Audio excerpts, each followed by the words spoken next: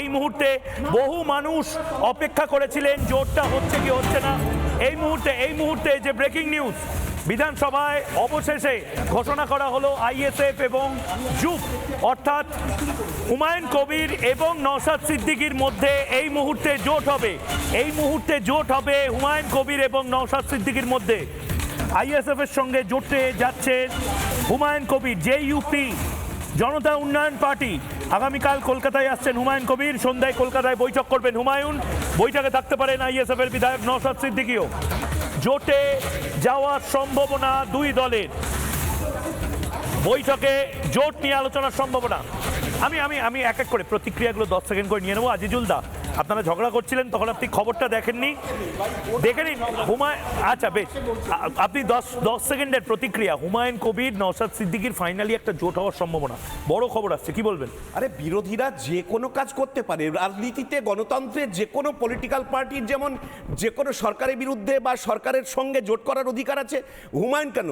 BJP Humayun জোট করে, হুমায়ুন তো বলে যে ও যদি সরকার গঠনের জায়গায় যায় বিজেপি সমর্থন নেবে, বিজেপিকেও ও সমর্থন দিতে পারে। সুতরাং ও চরিত্র নিজেই প্রকাশ করে দিয়েছে বাংলা রাজনীতি।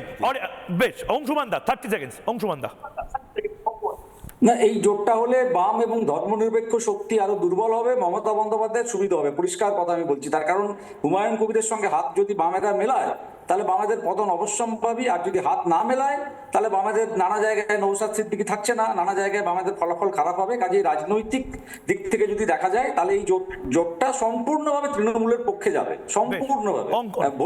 অঙ্কন না, আমি একজন বাঙালি হিন্দু হিসেবে বলতে পারি, স্বাধীনতার আগে আমরা এইভাবে মুসলিম জাতিসত্তার রাজনীতি দেখেছিলাম, এখনো আমরা দেখছি মুসলিম জাতিসত্তার রাজনীতি। দুটি মুসলিম জাতিভিত্তিক রাজনৈতিক দল গঠন হয়ে গেল শেষ 5 বছরে এবং তারা জোট করে নিচ্ছে।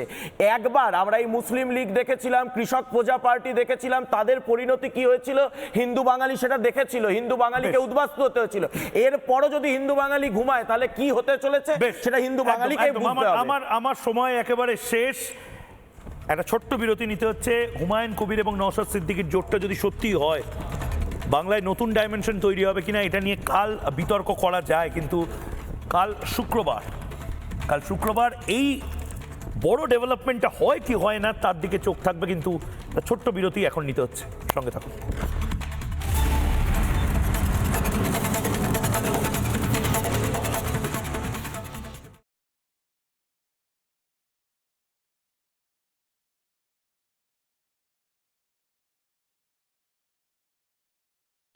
নানা ধরনের কন্টেন্ট দেখার জন্য লাইক করুন, শেয়ার করুন আমাদের ফেসবুক পেজ, সাবস্ক্রাইব করুন আমাদের ইউটিউব চ্যানেল।